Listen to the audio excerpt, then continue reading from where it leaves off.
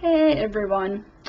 So I was trying to figure out what the heck to make a video for today, and I realized after I posted that little gif of my messing around with coloring my deck edges, why not just do stuff based on that? Sorry, my cats are hanging around again.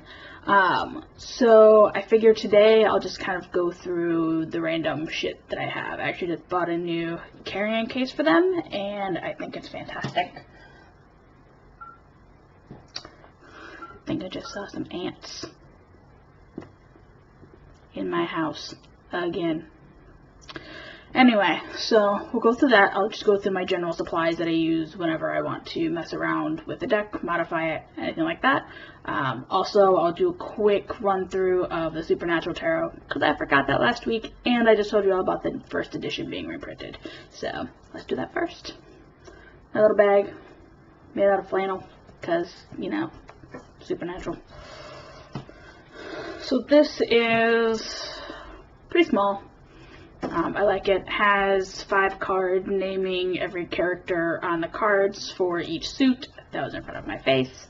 Hi, cats. So it has all the cards for each suit. This is a very bright and colorful deck, which I really like. So it's got some really neat stuff in it. So very bright, very colorful. The first edition looks like it's mostly black, white, and red. So I'm really excited to see how that looks and how that compares. And I'll do an official comparison when I get that. But just wanted to put that one out there for y'all. So previously I've talked about how I have colored the edges of a variety of decks. So one of them is this. It's purple, which is kind of hard to tell in this light. Because I did it with blue, so I wanted to match in some way. I'm considering adding some extra color to it, some metallic, so I haven't quite decided on that yet. So when I modify decks, the first thing I usually do is I usually trim the cards down and get rid of the borders. Here, I wouldn't do that because that's just not feasible and I wouldn't want to. The Supernatural deck I could, because it has black borders around the edge, and if I wanted to make it stand even more, I could get rid of that. Again, probably is not something I would do. You can vaguely see the border around the back as well, but it's not too distracting here, and I kind of like it. But in order to do that, I would use my paper trimmer. Word to the wise, I have a paper trimmer you should not use. Do not use one of these. This is a sliding blade paper trimmer. I love it for paper crafts. I do not love it for trimming tarot cards. This is what I grew up using. My mom does paper crafts. It doesn't stay in one spot. This kind of wiggles a little bit, and it digs into the cardstock in such a way that it, if you don't get it just right the first time, you can royally fuck up your card edges. So don't use this. It's cheaper. It looks like it'll be a beautiful option. Trust me. Don't get it. Do not give in to the temptation. I promise you, your world will be so much better using a better paper trimmer. So please, don't use that. What I've been using for really good ones is, it's called the guillotine style paper cutter. It's really big. So yes, you can kind of see how it has a handle. Mine's a pretty big size. This one is much more consistent with cuts. It stays down, so it's not going to wiggle around unless it gets old and loose. I just really recommend using a guillotine style cutter. It cuts up and down. You get in, down. I do 1 card at a time. If it's a really nice one, you might be able to do 2, but I wouldn't recommend that. So yeah, that's how I get rid of the borders. So the rest of my supplies are in the box. In this very lovely box. Such a big box. I bought the box today. Got it from the hardware store, $5, Harbor Freight. If you have one, go there, they'll have everything you need. So I'm going to be messing around with some different options on coloring the edges. One thing I've been thinking about doing is creating essentially a, I don't remember what you call it, but it's, hi cats. If you do bookbinding at all, which I know some books do, you would use wood, a couple pieces of wood, clamp down to help get the edges straight, do some stuff you need, whatever. It's like a whole book press. You can use it to make sure that your edges are up flat the way they're supposed to be, everything like that.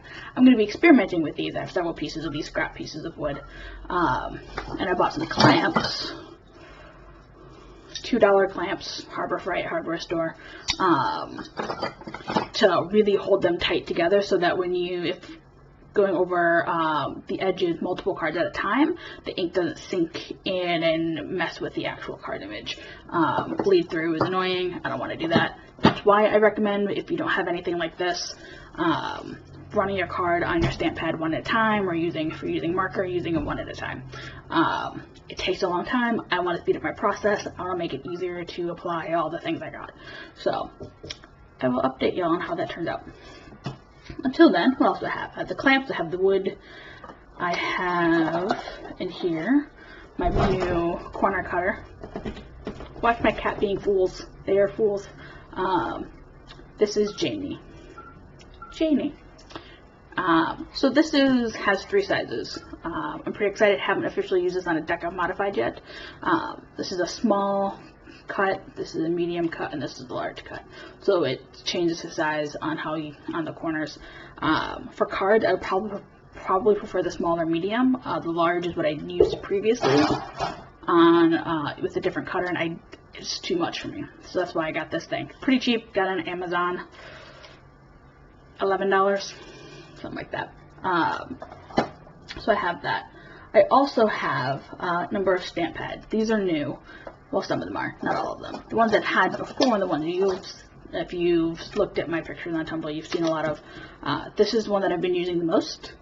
It's antique black, so it has a gold metallic pigment in the ink. So when it looks like a shimmery gold black, it's pretty cool. I also have antique gold and antique silver. They actually look kind of neat. I have a sample paper that I use to see how they look. The antique black is still my favorite. Oh, there we go. Kind of hard to get the shimmer in there. I don't want to focus. It looks so much better on cards. The gold is really bright yellow. The silver is silver. You get all that stuff. I also have 16 mini distressed ink pads, so I have them stacked together. They're all different colors. The colors on the top. This is what I've been using when I can.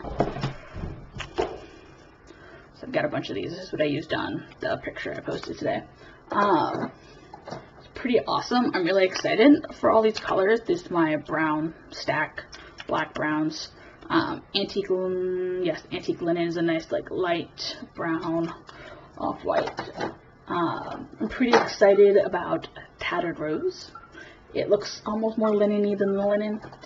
So I've got a lot of bright colors there. I also have a stamp pad with these colors in it. These are my alcohol color.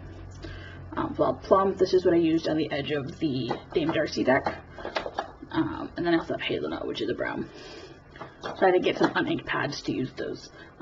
The new thing they got, when I showed off earlier today, are these. So these are powder pearlized pigments, so they give a really metallic sheen. You don't need a lot of this to do anything. Haven't even dipped my brush into anything. Cats. But this is what it gives that metallic sheen. I'm really going to experiment with these. I have the white or pearl. This would be bronze or copper, I'm not entirely sure. And then I also have gold. I think that was copper. And then I have gold and copper as well. So there's that. And I got another one hanging out somewhere. For those, what you need is you need a medium, a sticky medium to use them and put them on. So that set that I bought came with perfect medium. It's transparent, it's just really sticky, kind of like a glue.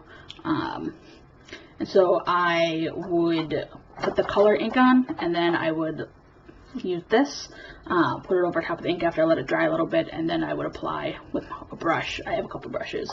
I apply the pigment. So came with some brushes, pretty nice. This is to dust it off. It's gonna get everywhere. In fact, I'm covered in metallics right now. So that's fun. This gives me a lot of options, I think. It really lets me make the edges look really neat, and if I wanted to and I could find a way, I think it would also let me add some neat metallics to the images themselves. I'm still working on what that's going to look like. Yeah, I'm not entirely sure yet, so I need to find a way to get a glue that I can actually use, like a brush or something like that. So that's still in the works in my head. I also have this I got for watercolor, a water brush. So this, basically, this tube holds a bunch of water, woo, and then it comes at the end. And I know with these inks in particular, they respond really well to water, I've been told, which helps why they're distressed ink. And so I'm going to try and see if I can use this for blending the ink colors. I had someone who requested like a green, brown, gold edge effect, and so I'm really trying to figure out how I'm going to do that. But part of it, I think I might see if I can use this to blend them, but I also want to make sure I can clamp everything together and see if I can do it all at once instead of one by one, so I can really get a good effect. And then I can add the metallic pigments on top of that. So that's kind of where I'm at. It's going to be fun to explore and see how I can make all this work. I got the wood, so this is OBS board. So not particle board, but for my friend who's using them to make shelves, actually. And I want to, in order to protect the cards, I'm going to put some felt on one side of a couple of these so I can use that to clamp down. So updates will be made on those. Yeah, pretty exciting. That's just my deck mod stuff. I also have stuff for, oops, making bags. These are fun. Box my corners. This is my favorite little food theme bag, and I have it lined with just regular cotton muslin. I found like 2 yards to each of these. This is like a faux leather cording, which I found, and I'm still looking for other cording options. But yeah, this is fun. So sewing machines and fabrics, I also have those as well. They're hiding behind my chair so you can't see them, because I don't want you to see the pile right there. Yeah, super exciting. If you have any questions about how I make my stuff, anything like that, I will reblog after I post this on Tumblr, not on YouTube. A video I've done previously showing how to put the color ink on the card. Just a really quick, oh gosh, 25-second video. And some other things. But these are the supplies I currently have for deck modding.